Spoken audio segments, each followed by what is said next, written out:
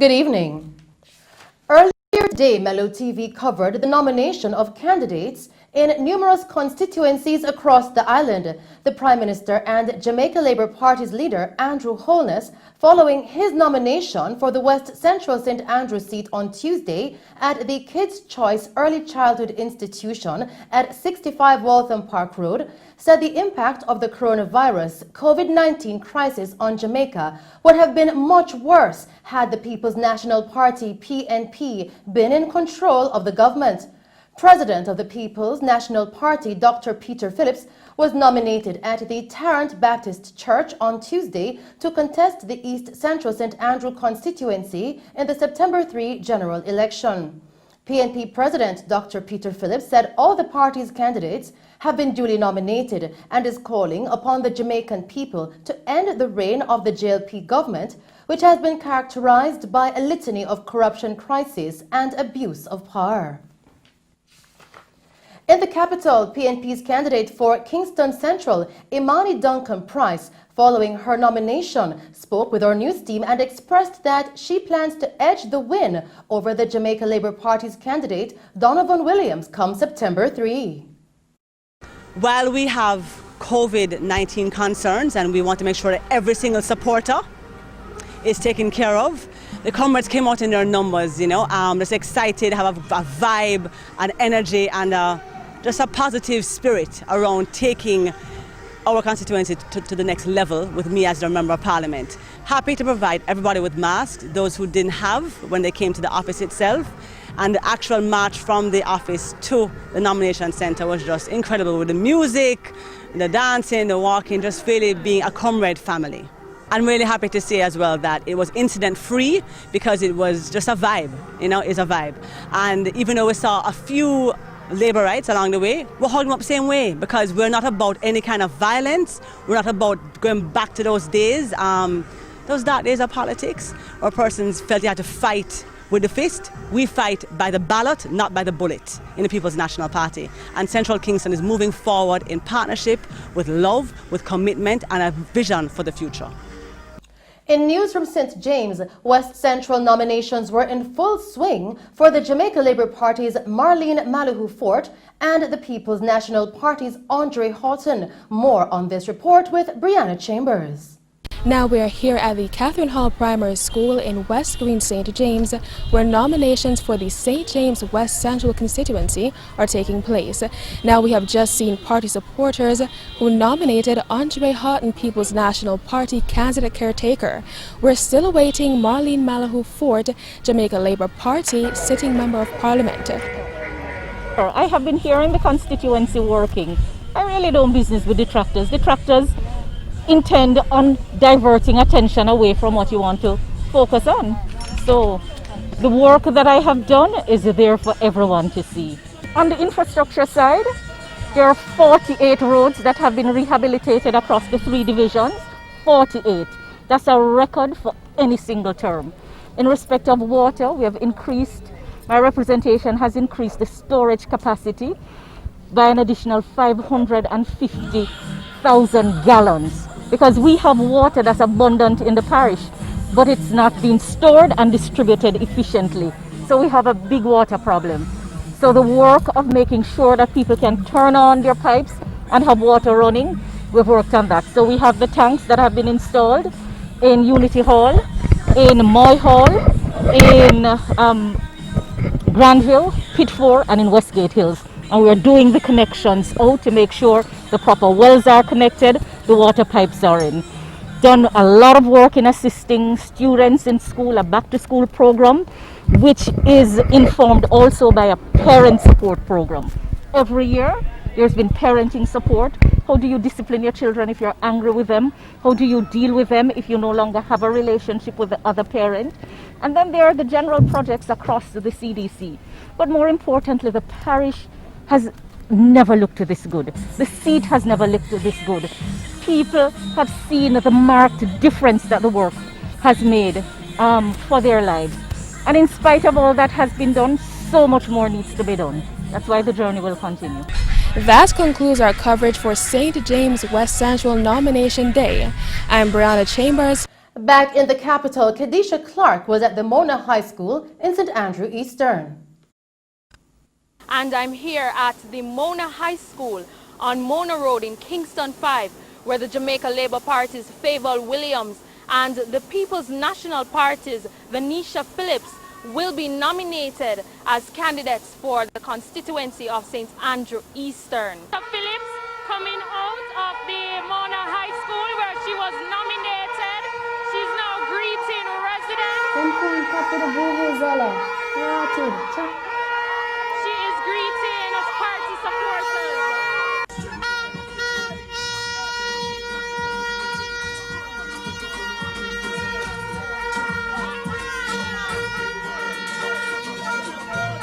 September 3rd, we will be changing the guard over to the People's National Party. And so if you're asking me about numbers, the fact is that the people will be holding me to the same yardstick as they would have the person who is on her way out.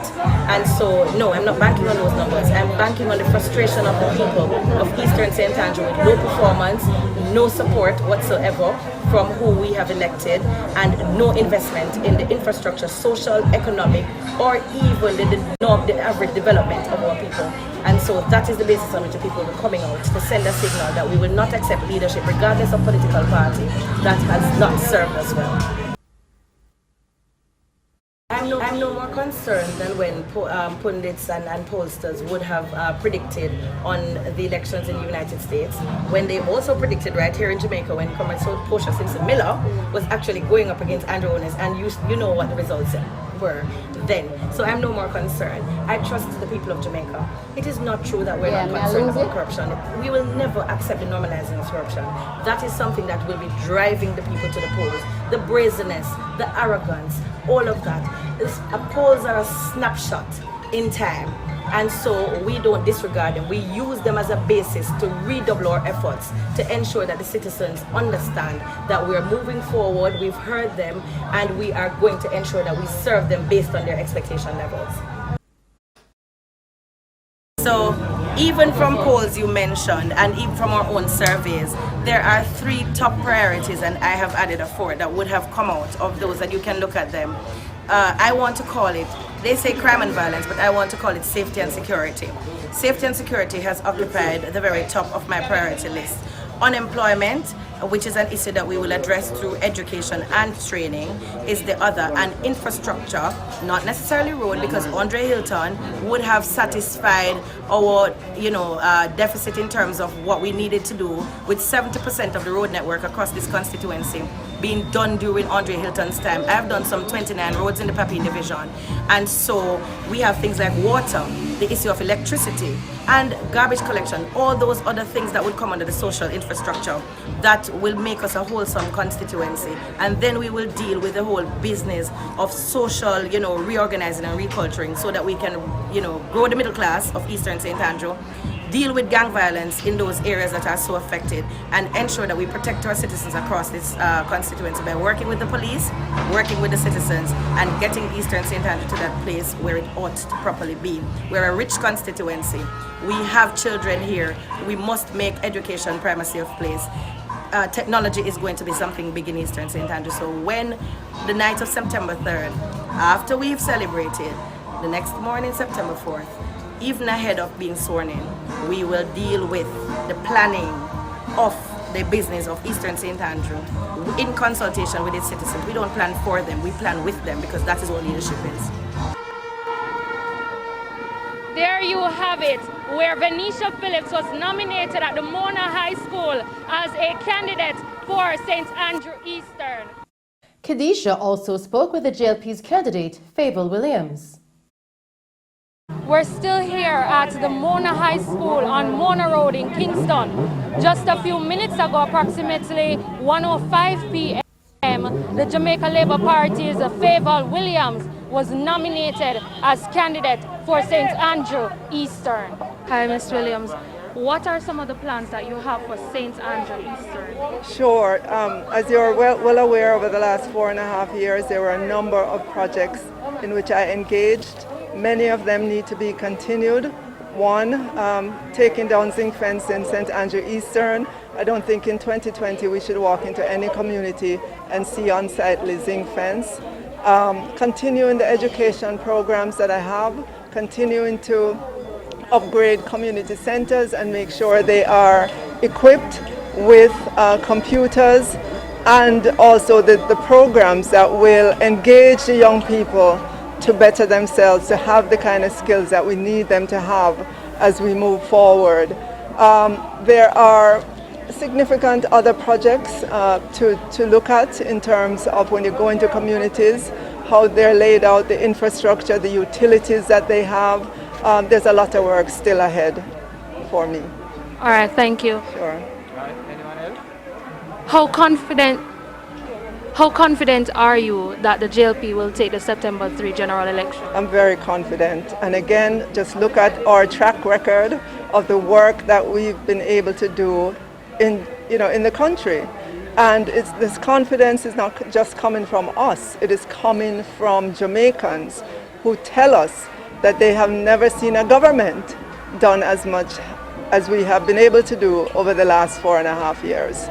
How confident are you in Favour William? I talk about man, confident. The best member of parliament we ever seen. What are some of the things that you've seen her doing in your constituency? Whole heap of something. School, elder, weak, she make the weak them strong. Right now tears are them high. Best. So are you concerned about COVID-19 pandemic in going out and voting September 3? No. We don't have no fear about it. We don't have no fear of that. We're confident. Yeah, man. 45 seats we are looking for. 45. And this is one of the surest out of the 45. Meanwhile, in speaking with our news team, the candidate for Eastern Hanover, Sheridan Samuels, expressed his confidence in Hanover Western's candidate Ian Hales. Overconfident. Yeah, very over the confident. Because I know if you look at it by constituency, we are going to take more seats than you can even imagine. All the marginal seats, I'm looking at about 36 or 38 seats. That's what I'm looking at in terms of roads. The road from Silver Spring to Green Island. You can count that into it. You can look on the even the family court, the youth center over by Watson Taylor Park. We are well prepared because we won't suppress, we won't hide the numbers like what is happening now.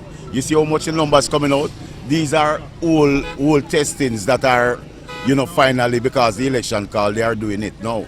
But definitely, because we care for the people, So we don't hide it. Just like the dengue, they were hiding the numbers of dengue, not doing any testing. You test for COVID, and what you do, you don't send the results out. They are just coming out now, and the Jamaican people is really seeing it now. That's what Tufton and his team was doing. We call it market me, Market me. Since Ian Hales has made his presence in Western Hanover, we have been feeling him, we have felt him, we know him. He has done a lot of things. Deep rural Hanover has seen a lot that he has done. He has uplifted a lot of people, school, buildings, back to school, care packages, and even people personal and educational purpose. And that is why we are supporting him. I am 101% confident. Because he's the boss, we know what he stands for, and that is why so many people are around here supporting him. Ian Hales represents the People's National Party, in which we are a member of. You get what I'm saying? For the few years that he has been in Hanover, he's one of the most successful members of Parliament, has done so much. And not only Ian Hales, but the People's National Party will be victorious on the 3rd of September. And Ian Hales represents the People's National Party. And we are a member of the People's National Party. And we will be forever member of the People's National Party. Here is Colleen May with a report from Western Hanover.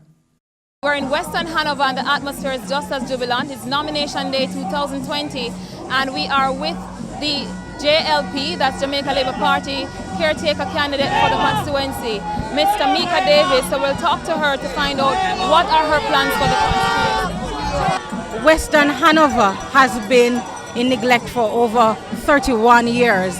And the crowd you're seeing today is indicating that they are tired of it. It is time for a change. You can tell by the outpouring of support and love that Hanoverians have realized that for too long they have been neglected.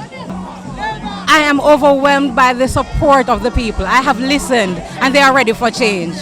We are no longer die-hearted anything. People have recognized that it is time to look at policy, look at performance. And if you do that, the only answer is the Jamaica Labour Party. Well, for me, Western Hanover, as it is now, we're on the back burner. The roads have not been improved. Each and every community complains for lack of water. Jobs, the young people are saying, give us opportunities, train us, and we will work. And that is my focus. The numbers I will keep close to my chest, but we see victory. I am going to be the next Member of Parliament for Western Hanover. Meanwhile, earlier today, our reporter Killeen May spoke with Hanover Eastern's JLP candidate Dave Hume Brown. We were greeted by a jubilant crowd of supporters of the Jamaica Labour Party here in Eastern Hanover, where the sitting Member of Parliament, Dave Hume Brown, is currently being nominated right here at the Sandy Bay Primary School on Main Street in Sandy Bay, Hanover. And earlier today, Wavell Hines, the People's National Party caretaker candidate, was nominated. I've covered a few roads, and these are more so roads that have been in disrepair for more than 2 or 3 decades, namely the Cold Spring to Thompson Hill. We have done the Capsule Leety, plus there's a couple more roads, but I'll just name those 2 few ones. And the most major one is the water supply system from Jericho, so from Claremont to Jericho. There's a lot of real bad road in the constituency. I think I've covered a fair share for 1 term, and more so the continuation of the Cascade Jericho water supply system, the phase 2, which runs from Retrieve onwards to Pondside. I would like to have that phase completed in short order. Well, to be honest with you, I'm extremely confident. I was a rookie then. When I say a real rookie, I was a rookie then, and to be honest with you, I got there, and if I'm to compare where I am now in terms of my preparation, I'm way ahead. So I'm expected. I can't see myself losing the constituency under 700. I mean, winning I can't see less than 700 votes. No, thank you. And that was a sitting Member of Parliament for the Jamaica Labour Party, Mr. Dave Hume Brown, the man that says 700 is his lucky number.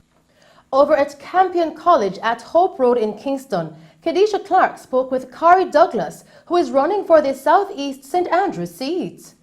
Now at Campion College on Hope Road in Kingston, where Kari Douglas will be nominated as candidate for St. Andrews Southeastern. If you look behind me, Kari is just coming in with her supporters clad in green. Kari Douglas for Southeast St. Andrew.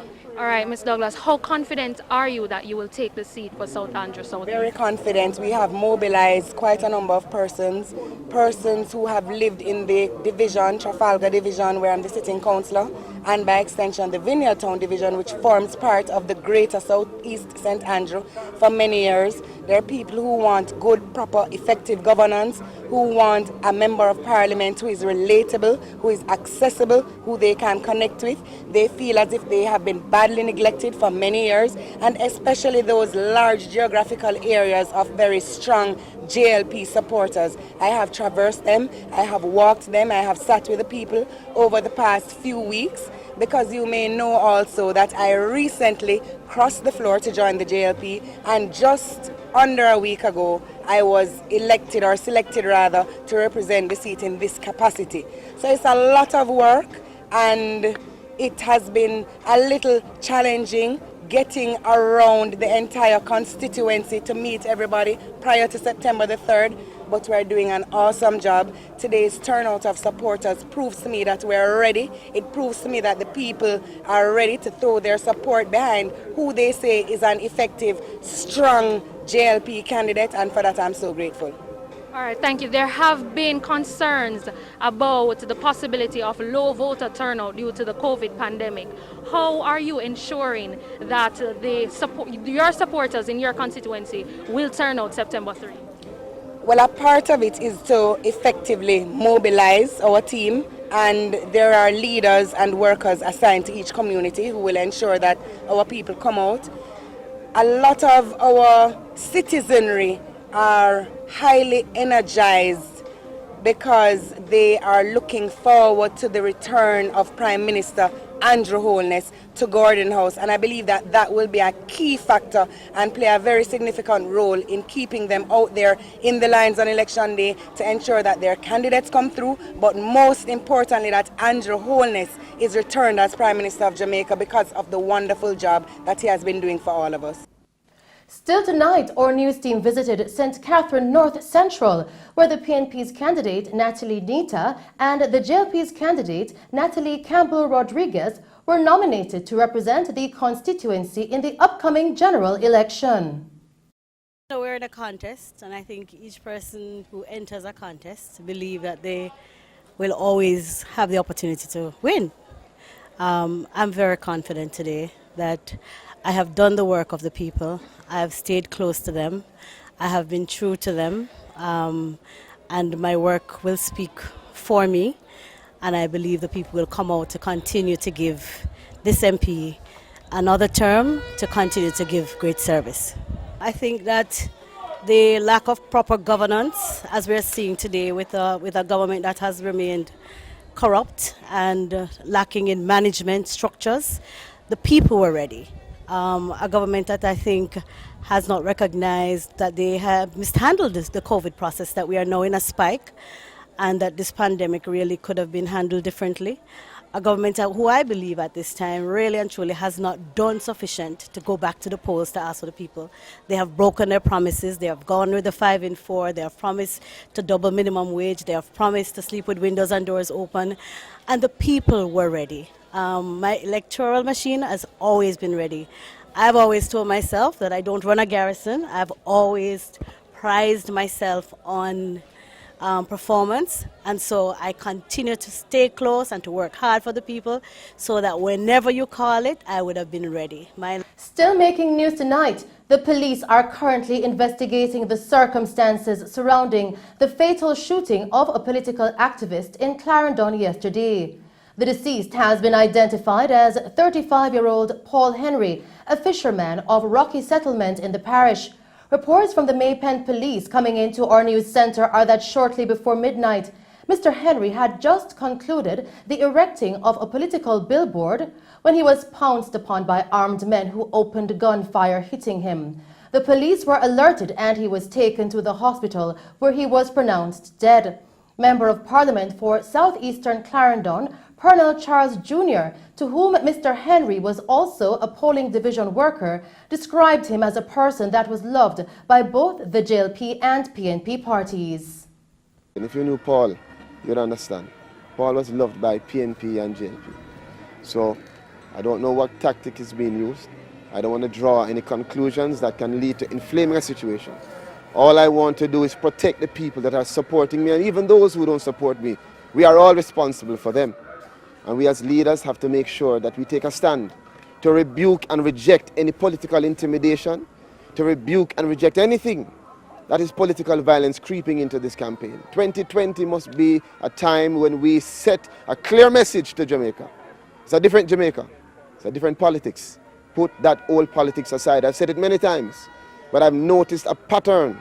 From the time I came here and we started the by-election, we've noticed a pattern of breaking the law, of canvassing persons at polling stations, of sending messages to persons that you're going to win at any cost. Well, let me tell you, I'm not afraid, because I don't walk alone.